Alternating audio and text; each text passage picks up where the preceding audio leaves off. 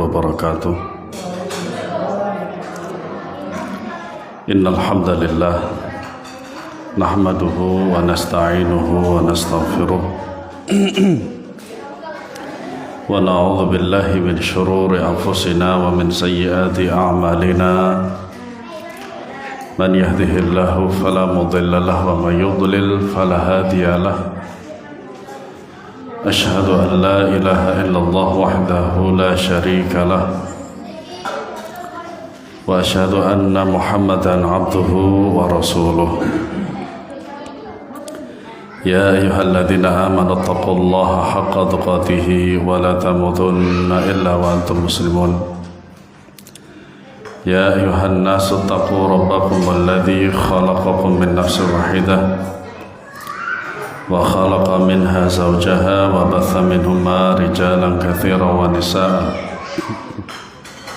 walladzi tasaaluna bihi wal arham innallaha kana 'alaikum raqiba. Ya ayyuhalladzina amanu taqullaha wa qulu qawlan sadida yuslih lakum a'malakum wa yaghfir lakum dhunubakum wa man yuti'illaha wa rasulahu faqad faza fawzan 'azima. Amma ba'du, fa inna asdaqal hadithi kitabullah wa khairal hadi hadi Muhammadin sallallahu alaihi wasallam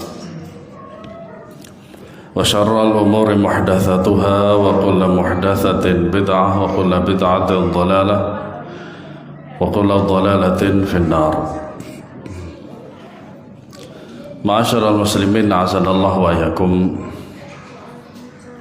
Alhamdulillah, kita telah memasuki hari yang ketiga ya. Tidak terasa. Lebaran kurang berapa hari lagi. Tidak terasa. Semoga Allah Subhanahu wa ta'ala menjadikan kita ikhlas dalam menjalankan ibadah puasa dan seluruh ibadah-ibadah di bulan Ramadan, mempermudahnya dalam melaksanakan ibadah dan diterima oleh Allah Subhanahu wa ta'ala. Amin ya rabbal alamin. Adik-adik yang di belakang ngobrolnya sudah.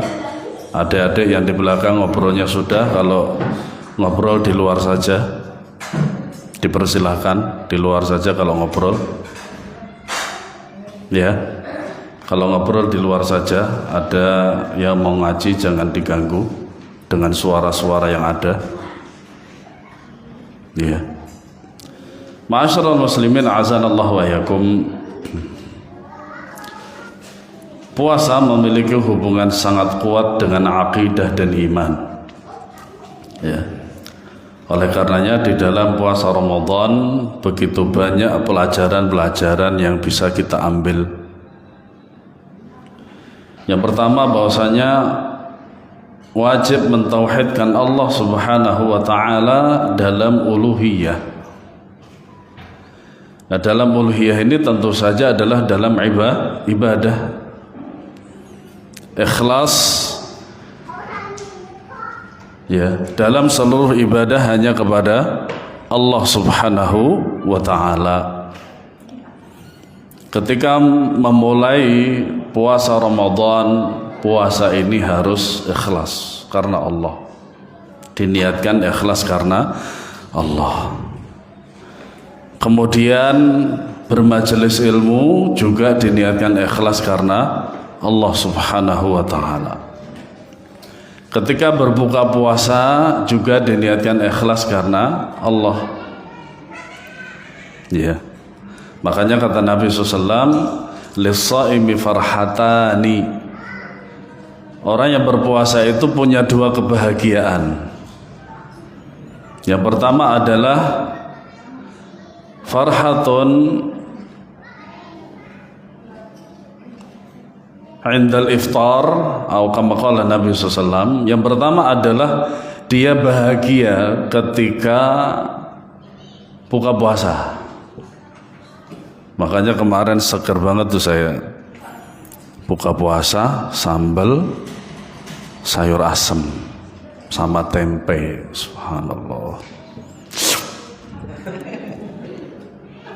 Ya. Inda fitrihi, ya, lafadznya begitu. Kemudian yang kedua adalah farhatun inda liqa'i rabbih. Kebahagiaan yang nanti diperoleh oleh orang yang beriman kepada Allah adalah bertemu dengan Allah. Ini adalah salah satu akidah Ahlussunnah wal Jamaah. Ya. Nah, mentauhidkan Allah di dalam puasa ini adalah seluruh ibadah, rangkaian ibadah di bulan puasa haruslah diikhlaskan karena Allah. Dan bahkan ikhlas karena Allah ini merupakan salah satu syarat diterimanya ibadah. Iya. Nah, ini justru merupakan apa? Pondasi utama puasa seorang mukmin. Kenapa demikian? Sekarang begini para jamaah sekalian. Saya, antum, atau di antara antum, mungkin ini kan nggak ada yang tahu ini puasa bener atau enggak. Tahu-tahu mokel, saking nggak kuatnya katanya sih, baru juga 5 menit atau menjelang 5 menit mau apa? Mau buka berpuasa, tahu-tahu apa? Mau mokel, gitu. Nah, orang-orang yang berpuasa ikhlas karena Allah Subhanahu wa Ta'ala dilihat manusia atau tidak sama saja.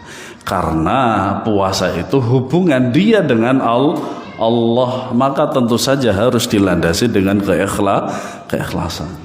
Nabi SAW bersabda, "Kullu amal ibni Adam yudha'af, al-hasanatu 'ashru amthaliha ila 700 dha'fin." Qala Allah 'azza wa jalla, "Illa as-sama fa innahu li wa ana ajzi bihi, yada'u syahwatahu wa ta'amahu min ajli."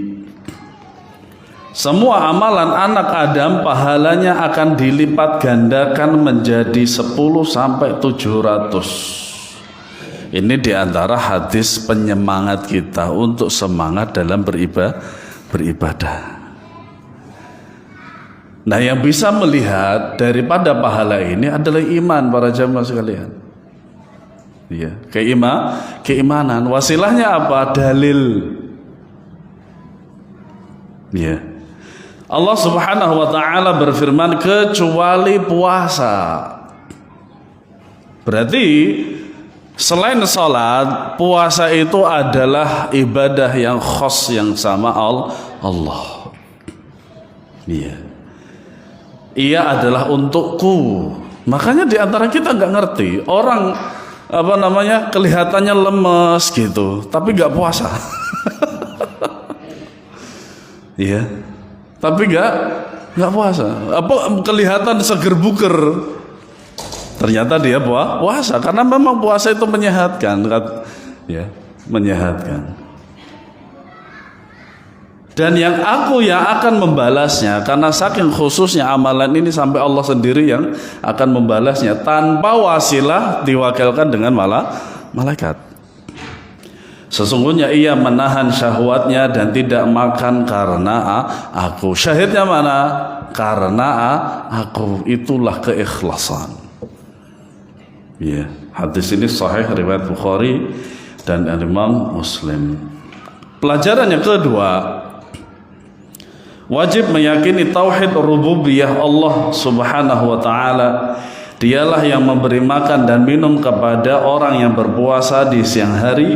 Ini merupakan kekuasaan dan pengaturan Allah Subhanahu wa Ta'ala kepada hambanya. Makanya di antara nama Allah itu adalah Ar-Razzaq, sang pemberi rezeki. Ya, semua rezeki yang kita terima itu adalah dari Allah Subhanahu wa Ta'ala. Kalau toh sekiranya kita cuman bisa berbuka dengan air, alhamdulillah. Iya. Kalau toh sekedar dengan air dengan kurma, alhamdulillah. Iya. Nabi SAW bersabda, "Man nasiya wa huwa shaimun fa akala aw syariba falyutimma shaumahu fa innama at'amahu Allah wa saqahu." Siapa yang lupa, ingat dia lupa, artinya lupa di sini tanpa sengaja. Kalau sengaja melupa itu tidak masuk fikih, nggak masuk dalam hadis ini. Dia. Kalau toh sekiranya dia bisa membohongi manusia, Allah tidak bisa dibohongi. Barang siapa yang lupa sedangkan ia berpuasa Ramadan. Kalau apa namanya, puasa sunnah lebih ringan hukumnya. Tapi ini wajib. Ya. Kemudian ia makan atau minum, maka hendaklah ia menyempurnakan puasanya. Sesungguhnya Allah yang memberinya makan dan minum kepadanya. Apakah dihabisin makanannya? Ilmu yang antum yang sampai kepada antum apa, Pak? Ya, ikhwah. Apa? Kalau ingat, ternyata baru setengah. Nasinya masih setengah, ayam goreng lagi gitu, atau sate misalkan. Ya, qadarullah di pertengahan makan antum ingat, oh iya ternyata puasa hari ketiga. Antum lanjutin atau berhenti? Berhenti. Karena apa?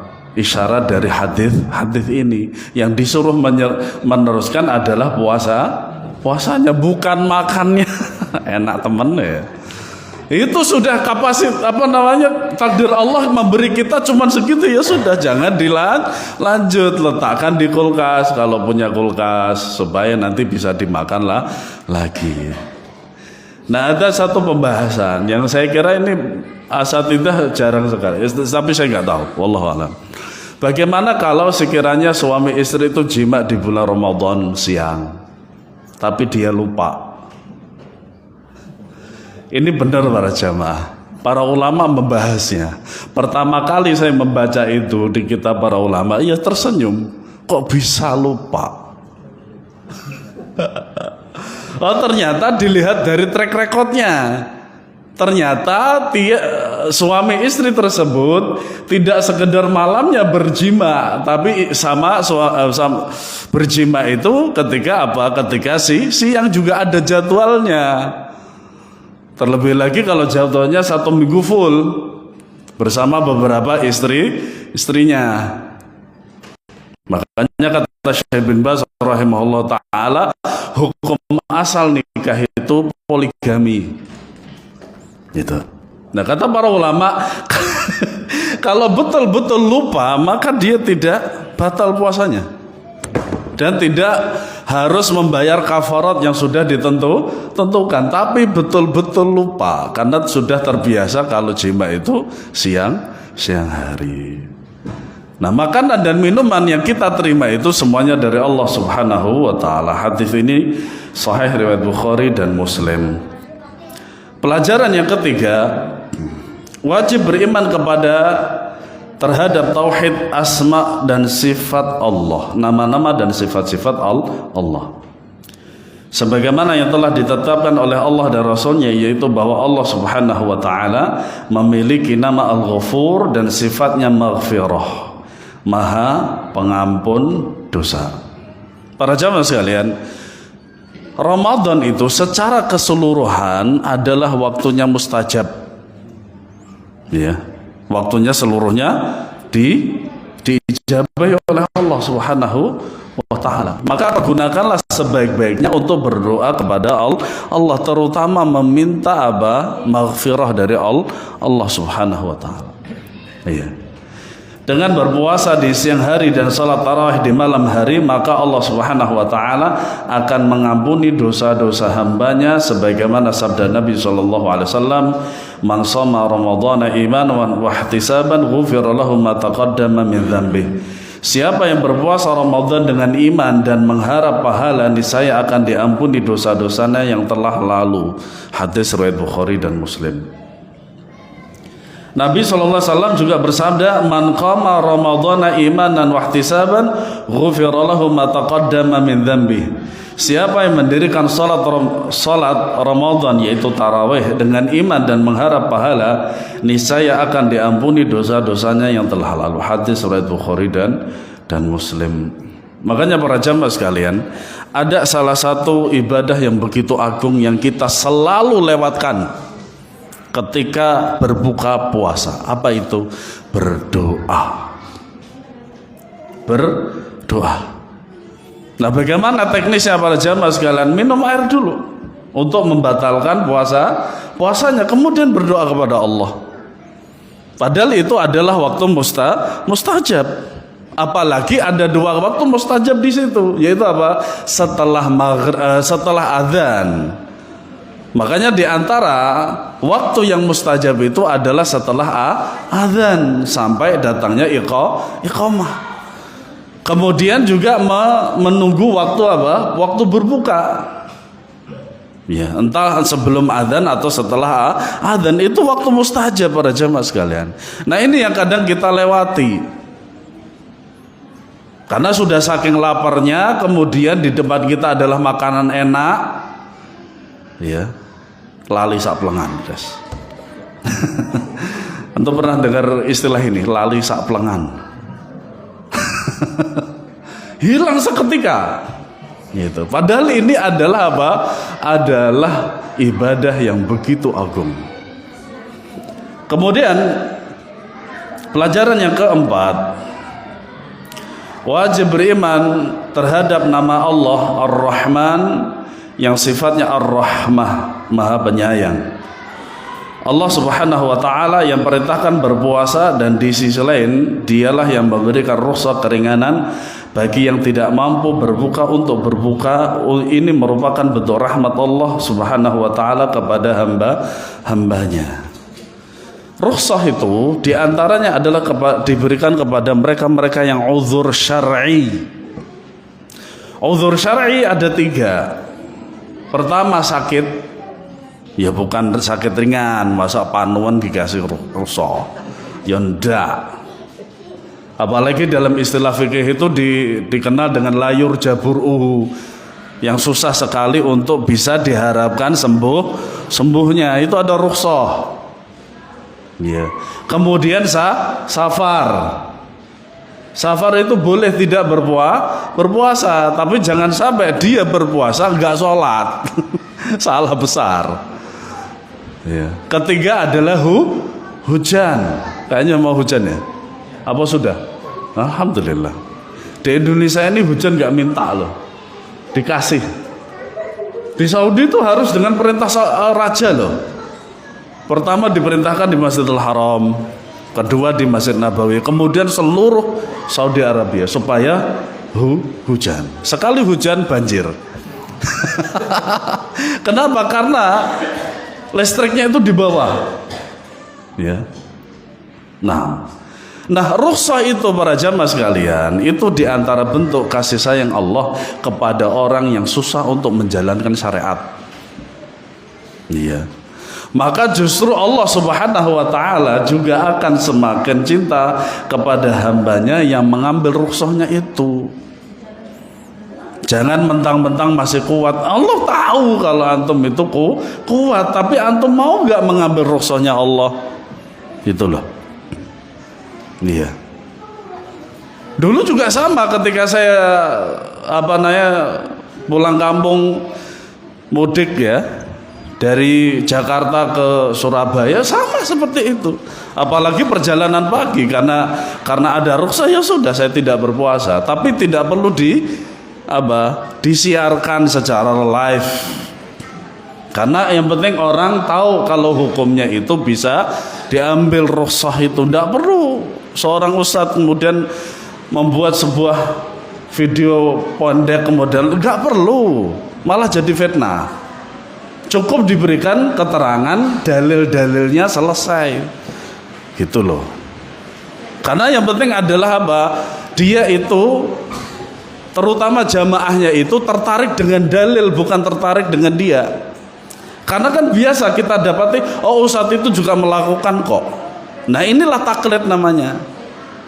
Ini taklid, mengikuti amalan, perbuatan, perkataan seorang ustadz gak ngerti dalilnya, itu taklid namanya. Tidak boleh.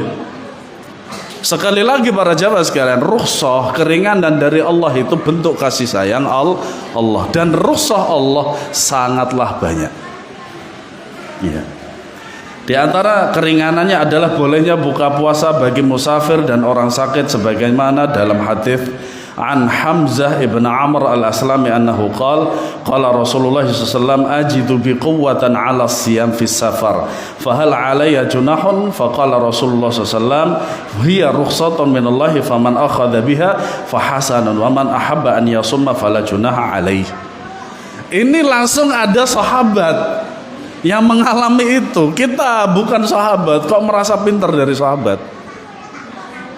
Dari Hamzah bin Amr al-Aslami bahwasanya ia berkata, wahai Rasulullah, aku mendapati kekuatan untuk berpuasa ketika safar. Apalagi sekarang para jamaah sekalian, saya itu masih mendapati naik kereta dulu itu harganya 38.000 dari Pagotan Madiun itu sampai Jatinegara. 38.000 tahun 2006. Sekarang dengan menteri baru akhirnya ada AC-nya dan lain sebagainya. Sekiranya kalau antum melakukan perjalanan lelah nggak itu? Tidak begitu lelah. Karena apa? Karena kursinya sudah empuk, kemudian ada AC-nya juga. Terlebih lagi bis. Antum naik mobil mewah. Ya, kalau yang kecil harganya 3 miliar, kalau yang tingkat itu harganya 6 miliar. Antum sesekali itu kan naiki mobil harganya 6 miliar. Kata Syekh Utsaimin rahimahullah ta'ala, mahma kunta, walaupun kita itu naik mobil begitu mewah dan kuat untuk melakukan puasa, tetap rukhsah itu masih berlaku, kata Syekh Utsaimin. Nah ini ada sahabat, dia kuat untuk apa? Untuk puasa. Bahkan di depan Nabi langsung. Ya, wahai Rasulullah, aku mendapati kekuatan untuk berpuasa ketika safar. Waktu itu Saudi, ya waktu itu zaman itu gak ada AC. Perjalanan dari Madinah ke Mekah kalau naik bis itu 6 jam. Lah kalau naik onta berapa? Bisa jadi 24 jam. Nah dia masih kuat dengan keadaan begitu panas. Saya pernah mengalami panasnya Saudi itu sampai 56 derajat Celcius di pertengahan Ramadan. Iya, di pertengahan Ramadan itu 56 derajat. Alhamdulillah di sini paling mentok 40. Leres apa badan? 34, paling mentok itu 40. Apalagi biasanya awal-awal Ramadan itu dibaringin dengan hujan, nggak minta lagi, diturunkan, masya Allah. Ya. Beliau menjawab, berbuka itu adalah keringanan dari Allah, maka barang siapa mengambil keringanan tersebut adalah baik, dan barang siapa yang mau berpuasa maka tidak mengapa. Tapi walaupun demikian, Nabi SAW juga memberikan double solusi. Ya, double solusi. Di sini jelas sekali. Ya, bahwasanya mau berpuasa silakan, enggak berpuasa juga tidak apa-apa. Mana yang lebih afdal? Tentu saja mengambil rukhsah. Wallahu alam. Ya. Kemudian pelajaran kelima, wajib meyakini dan menetapkan adanya syafaat pada hari kiamat. Syafaat siapa? Nabi Shallallahu Alaihi Wasallam. Sebagaimana sabda Nabi Shallallahu Alaihi Wasallam, as-siyamu wal Qur'anu yashfa'ani lil 'abdi yaumil qiyamati. Yaqulu as-siyamu ay rabbi mana'tuhu at-ta'ama wasyahawati bin nahar fasyafi'ni fihi. Wa yaqulu al-Qur'anu mana'tuhu an-nauma bil laili fasyaffa'ni fihi qala fayusyafa'ani. Puasa dan Al-Quran akan memberi syafaat kepada seorang hamba pada hari kiamat. Pahala puasa berkata, wahai Rabbku, aku telah menahannya dari makan dan syahwatnya di siang hari, maka berilah izin kepadaku untuk memberi syafaat kepadanya. Ingat para jamaah sekalian, dalam lafaz hadis ini, tidaklah puasa itu memberikan syafaat kecuali dengan izin Allah. Ya. Hadis-hadis yang berbicara tentang memberikan syafaat kepada manusia itu muaranya di sini dulu. Apa itu? Semuanya atas izin Allah. Bahkan Nabi SAW pun memberikan syafaat itu juga izin dari Allah. Bisa dilihat dalam ayat kursi. Nah itu jelas sekali, illa kecuali dengan izin dari Allah. Nah kalau Allah tidak mengizinkan Nabi untuk memberikan syafaat, ya nggak diberikan syafaat. Ya. Kemudian pahala Al-Quran berkata, aku telah menahannya untuk tidak tidur di malam hari karena membaca Al-Quran.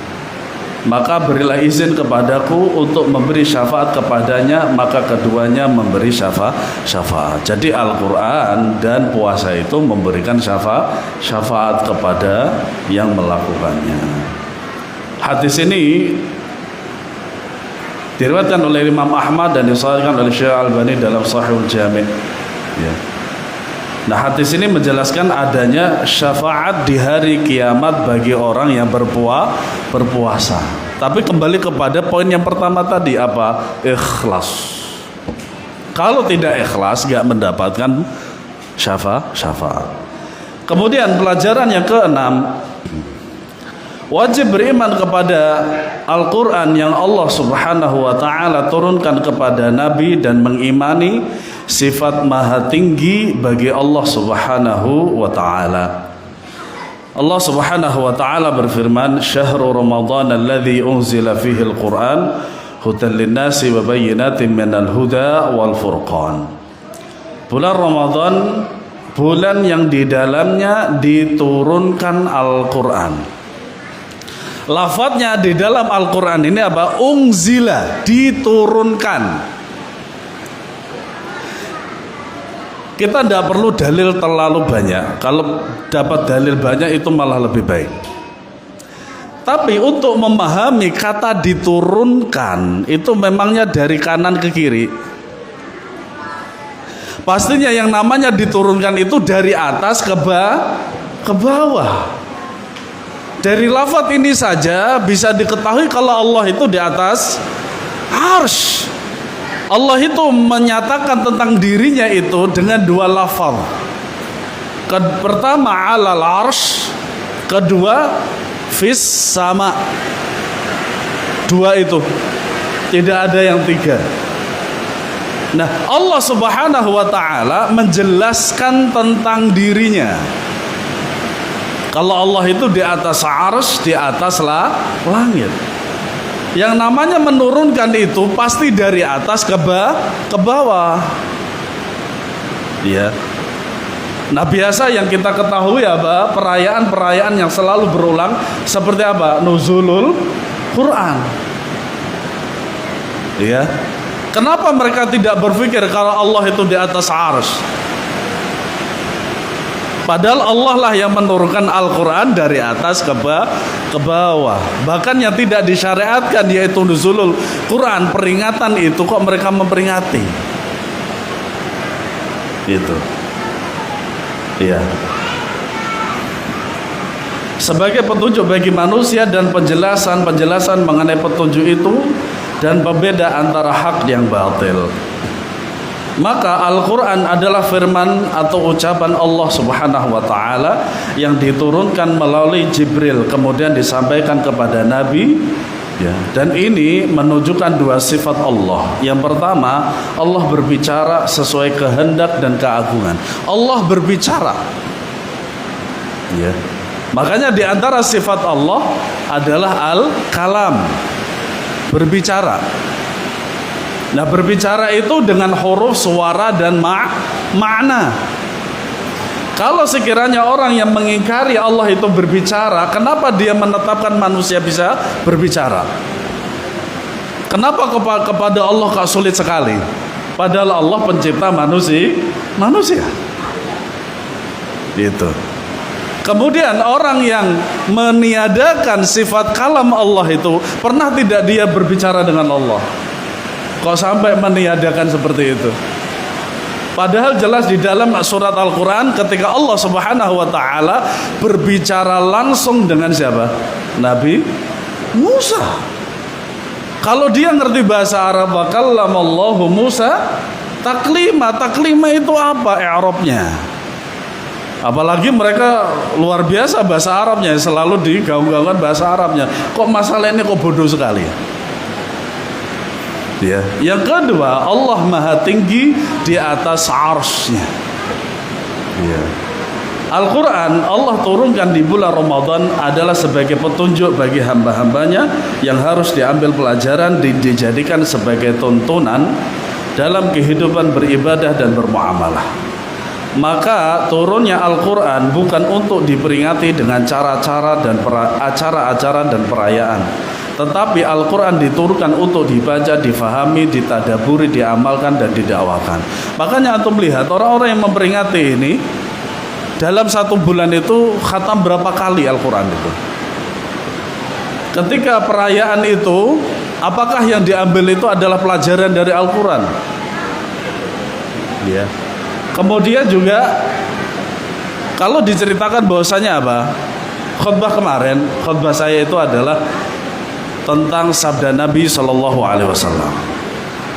Beliau bersabda, Innallaha yarfa'u bihadzal kitabi aqwaman wa yadh'u bihi akharin. Itu dalam riwayat Tirmidzi, hadisnya hasan. Dalam riwayat Muslim sahih dengan lafaz Al-Qur'an, Innallaha yarfa'u bihadzal qur'ani aqwaman wa yadh'u bihadza al-akharin. Allah akan meninggikan dengan Al-Quran ini sebagian kaum dan akan merendahkan sebagian kaum dengan Al-Quran ini. Ya, makanya apa? Kita tahu Nabi dan Rasul terbaik adalah Rasulullah, karena beliaulah diturunkan Al-Quran. Malaikat Jibril yang sebagai bentuk Malaikat Jibril sebagai wasilah Allah menurunkan Al-Quran kepada Nabi Muhammad SAW. Jadilah dia malaikat terbaik. Bulan puasa, bulan Ramadan ini adalah bulan terbaik di antara bulan-bulan yang ada, karena di dalamnya diturunkan Al-Quran.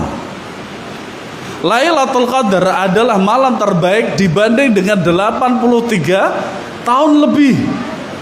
Karena apa? Di dalamnya Al-Quran diturunkan.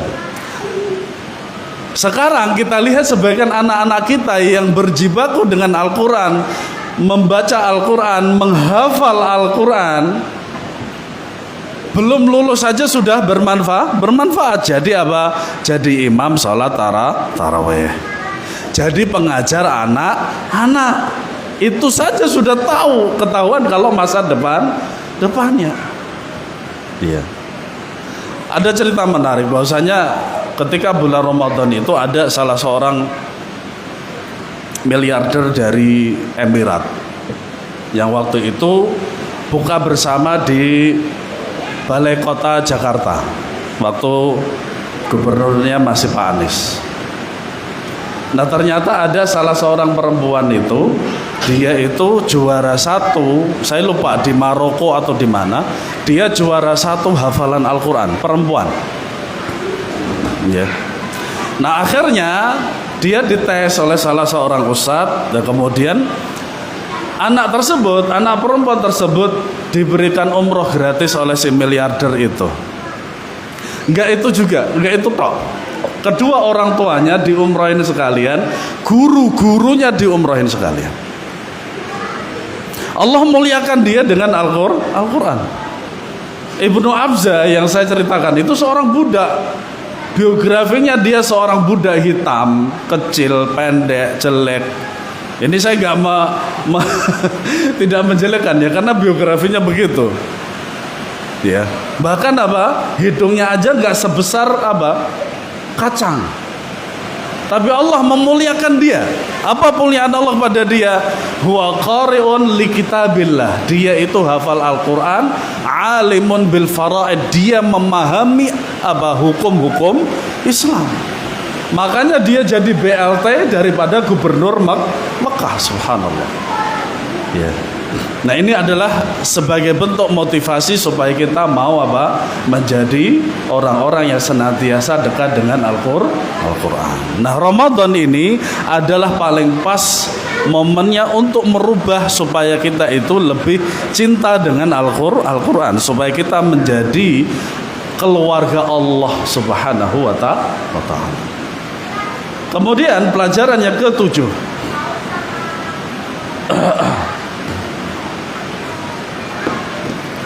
wajib beriman dan menetapkan sifat thayyib, maha baik bagi Allah.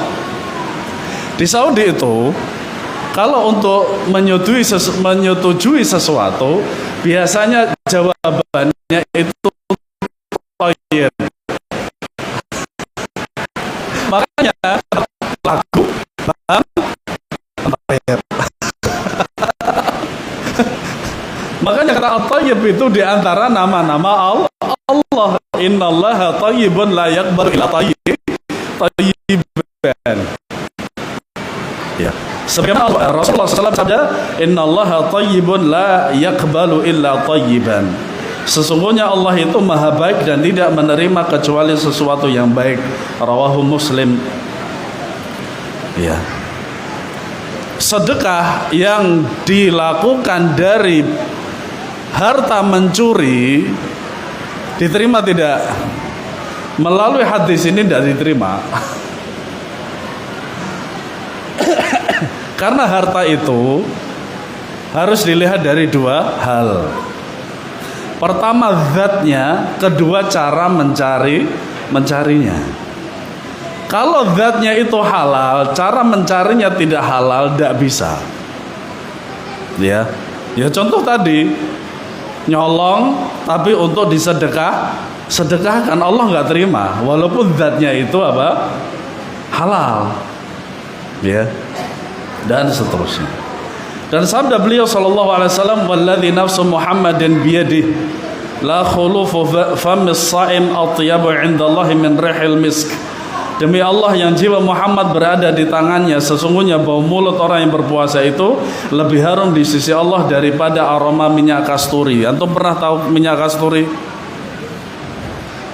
Kalau di bahasa Arab kan namanya misik. Nah, kita yang tahu hadis ini jangan seenaknya saja ngabapi wong dengan berdalil hadis ini loh hadisnya. Pak Sutris tak abapi kota-kota. Antum pernah mendengar ini? Biasanya orang Jawa Timur ngaji ini abapi kota-kota. Salah itu, salah dalam memahami hadis. Dan nanti kewaplok ya tak syukur nih. Nah, di sini yang harus difahami adalah indallah, di sisi Allah, bukan indan nas. Nah, indan nas itu tetap harus apa? Sikat gigi. Sikat giginya pun juga pakai odol. Kalau nggak ada ya pakai batu. Saya jadi teringat dengan sebuah dongeng. Dongeng itu dongeng diantaranya adalah pembuatan candi yang dibuat dalam satu malam. Itu dongeng begitu. Kalau dongeng ternyata salah besar. Kalau antum melihat candi-candi itu, kenapa kok dia begitu kokoh? Karena sebenarnya kalau ingin menata itu ternyata digesek-gesekkan dulu. Nanti kalau digesek-gesekkan itu akan keluar dua cair. Pertama air, kedua lem. Makanya banyak sekali kan candi-candi sampai ratusan tahun sampai sekarang apa? Tetap kokoh ya, karena itu bukan dibangun dalam satu malam. Itu legendanya begitu. Iya. Lalu batunya seberat itu bagaimana gitu. Nah, ya. Jadi hadis ini tidak bisa dijadikan patokan untuk tidak sikat gigi. Ya. Nah, ada pembahasan menarik dari Syekh Sulaiman Ar-Ruhaili hafizahullah taala. Kita masuk masjid, sudah iqamah, sudah di dalam shaf. Ternyata di samping kanan kiri kita membau bau yang tidak sedap, mak semerbel gitu. Bahkan sebagian kita kalau gak kuat kadang pusing. Bagaimana itu? Kata Syekh Sulaiman Ar-Ruhaili hafizahullah taala, kalau pertama kalinya, jadi ketika masuk shaf kemudian langsung membau, cepetan ambil shaf yang lain. Secepatnya mengambil shaf yang lain, pindah tempat walaupun antum di shaf pertama. Susah itu. Pilihan yang susah. Antum mau kekhusyuan antum terbuang, terkurangi dan lain sebagainya. Jangan. Kedua, jikalau sudah takbiratul ihram, terlebih lagi sudah dapat 1 rakaat, itu kalau membau itu haram untuk antum untuk mufaraqah. Ya. Tidak boleh memisahkan diri dari shaf. Antum sabar.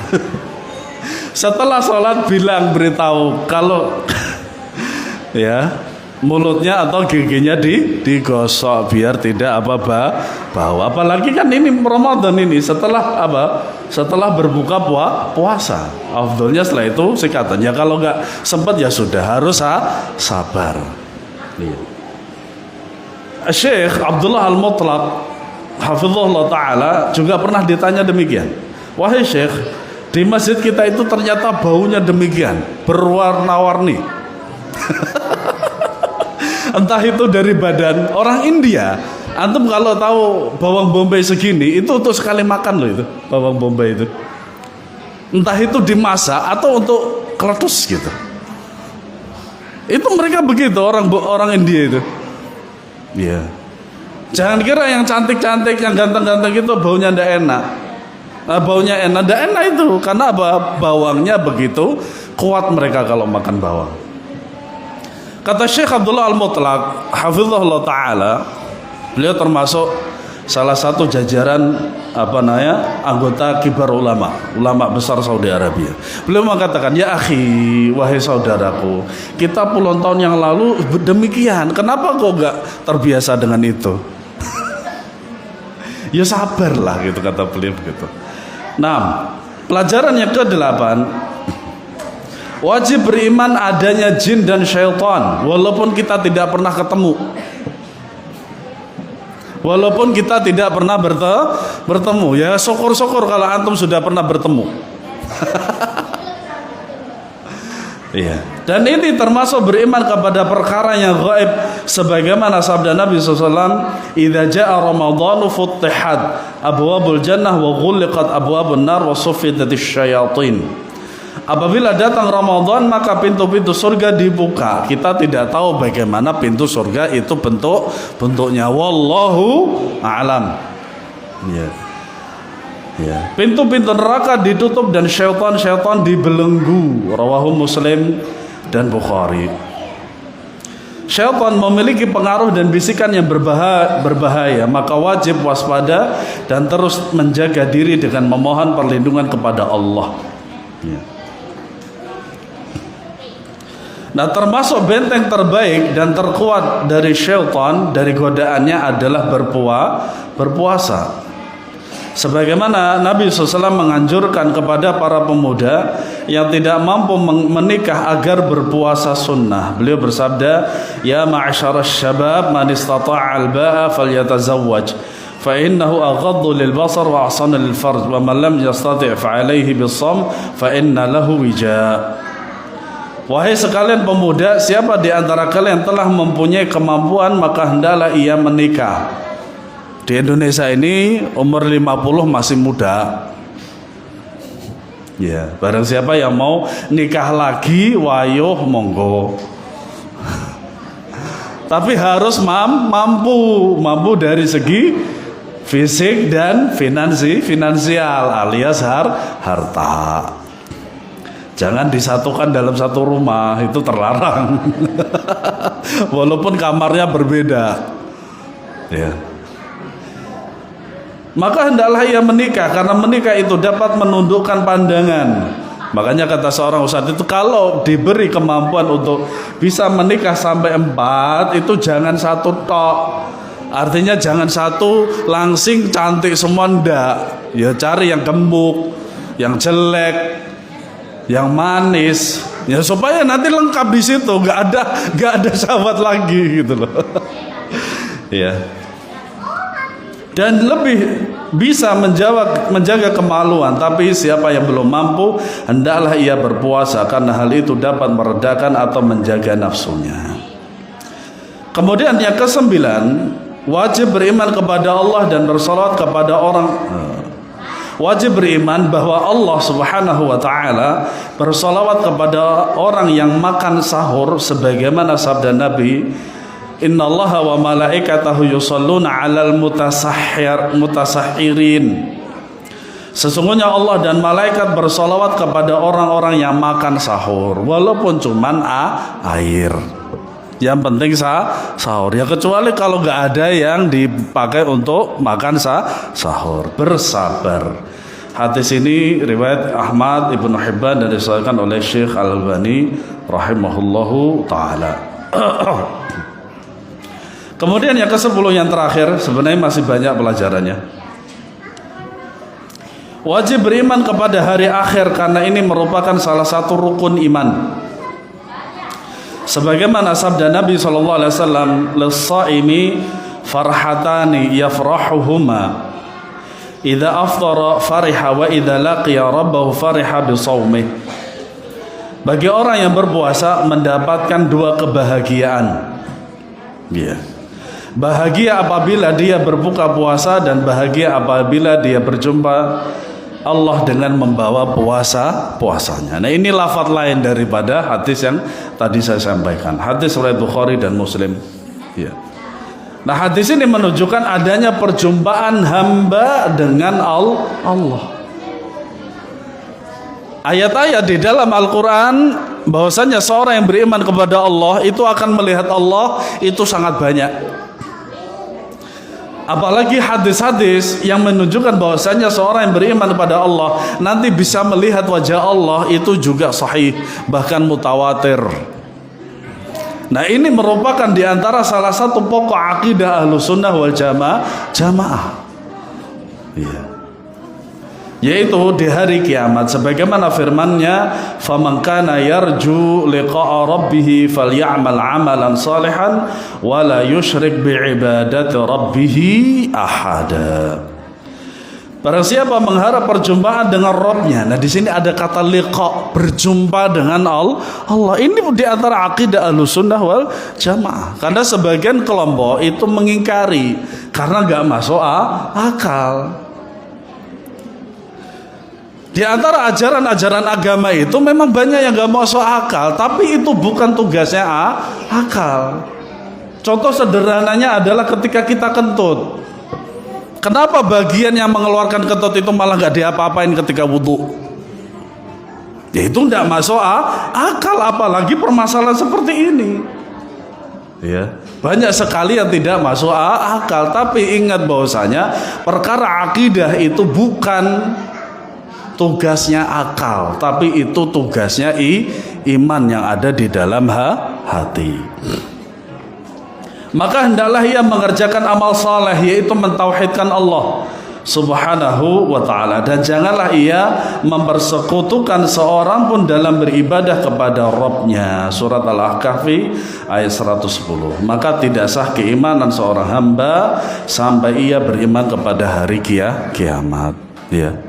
Semoga Allah Subhanahu wa ta'ala menjadikan kita orang-orang yang senantiasa mentauhidkan Allah Subhanahu wa ta'ala, dan Allah menjadikan kita orang-orang yang ikhlas dalam menjalankan seluruh rangkaian ibadah kita di bulan Ramadan dan diterima oleh Allah Subhanahu wa taala. Amin ya rabbal alamin. Wa sallallahu ala nabiyyina Muhammad wa ala alihi washabbihi wasallam. Subhanakallahumma wa bihamdika asyhadu an la ilaha illa anta astaghfiruka wa atubu ilaik. Wassalamualaikum warahmatullahi wabarakatuh.